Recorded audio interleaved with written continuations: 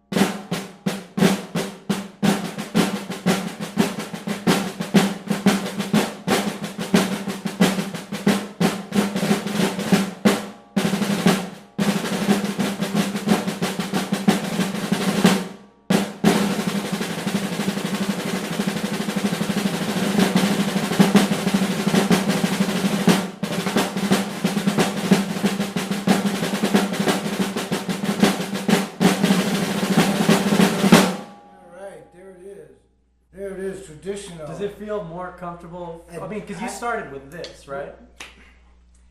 And then you switched over. I mean, does one? I've had a couple people tell me specifically when they go back, when they do something like this, it only feels natural to do it like this. Well, it obviously depends on when and how you learned it. Mm-hmm.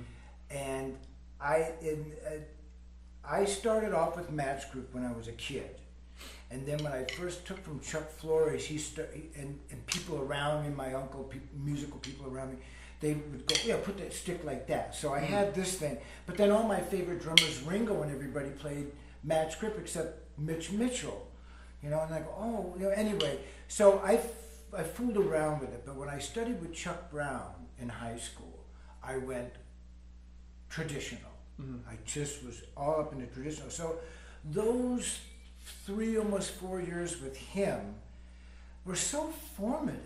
And we did Wilcoxon, we did Edward B. Straight book, all that. So my rudiment, my real formative rudiment training came with traditional grip.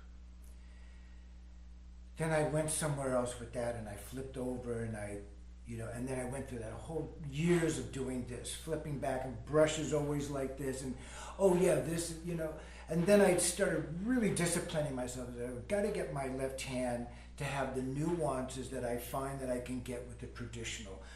And I think there's something inherently written in rudiments that complement this traditional grip. If only in the sense of at the time that rudiments were created, that's how people played the snare drum.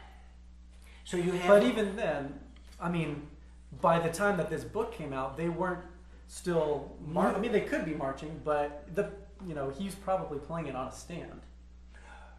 I would assume. Yes. He's not playing an actual sling. Yes, correct. And everybody has like a stronger flam inherently. No, left hand flam is natural for me. Gracing with my right hand is more natural because a strong note's going to be your stronger hand. Which is probably really beneficial for you if you're still playing right-handed kit, that your left hand is the one on the snare. Now let me tell you something. There's a fucking great advantage to it. First of all, it's strong. And you know what, man?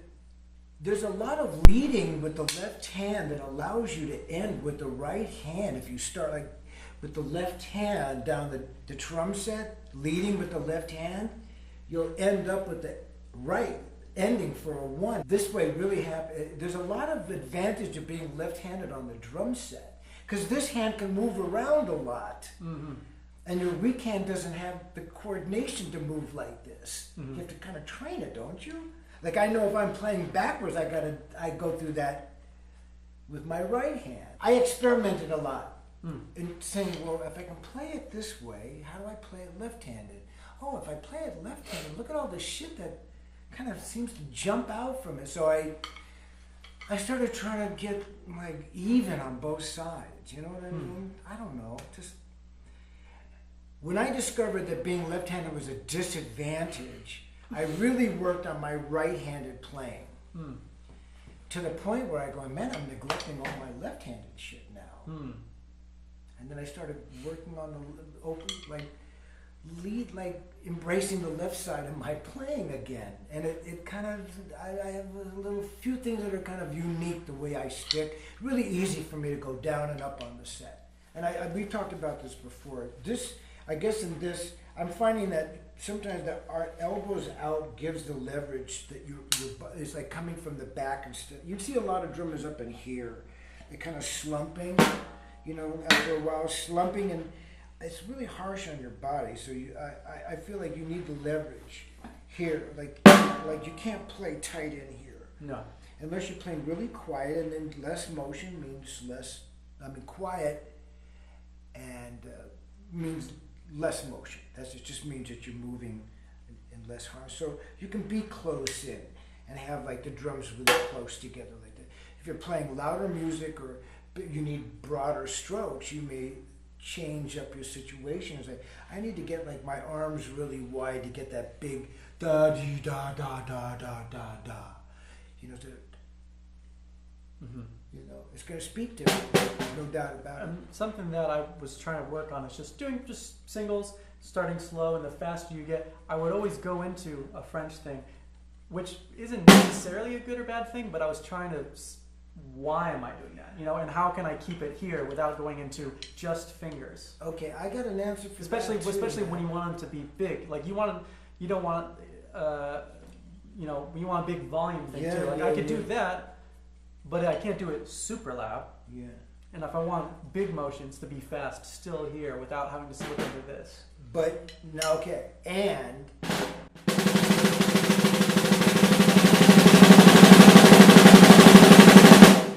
open your arms, even if still French on top though. That was what Tony was all about. He would switch over to this. He didn't keep it here. Oh my God, no! He was a lot of times he'd be like this.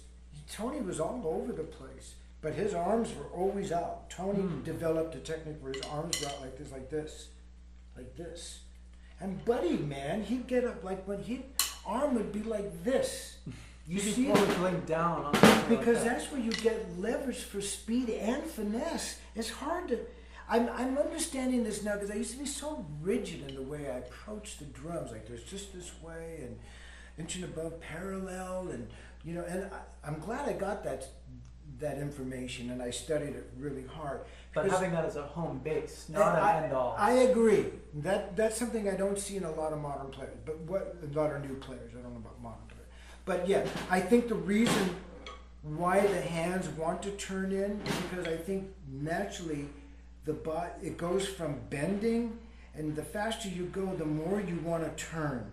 I think it's natural. Your body does it. I don't think this is really a natural thing. Concentrate more on the front of your hands and release the tension in the elbows and watch your wrist fly. Are you starting in this and going in there? No, just however you do. However you just did what you did.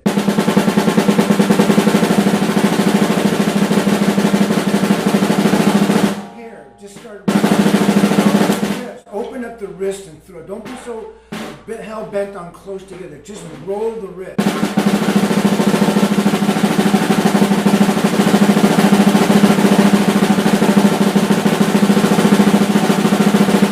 And you see that it's really about right here. And then everything here is just going to support as fast as you can turn here. Because that's what the body's meant to do.